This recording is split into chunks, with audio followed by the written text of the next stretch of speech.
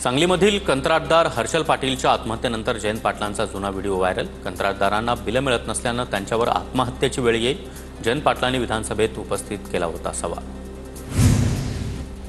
आणखी एका कंत्राटदाराचा जितेंद्र आव्हाड यांना मेसेज, आपली ही पोस्ट बघितली आणि पुढचा नंबर माझाच असेल का असं वाटतंय, असा मेसेजमध्ये उल्लेख। तर हा मेसेज वाचून पायाखालची वाळू सरकली।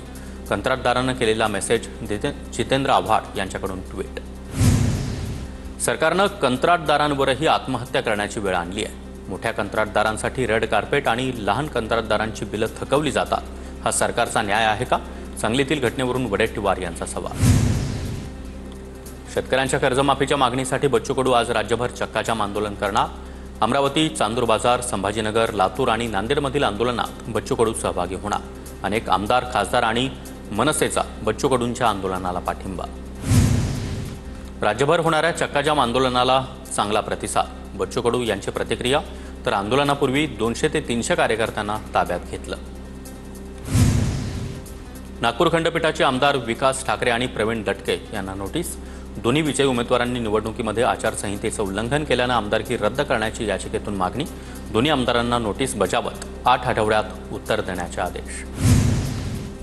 मुंबईमध्ये 2024 मध्ये लोकल रेल्वे मार्गावर 2282 जणांचा मृत्यू, तर रोज सरासरी 6 ते 7 जणांचा मृत्यू। रेल्वे मंत्री अश्विनी वैष्णव यांची माहिती। म्हाडाची 20% घरं स्वस्त, ग्राहकांच्या तक्रारीवरून अखेर खासगी विकासकांच्या मनमानीला चाप।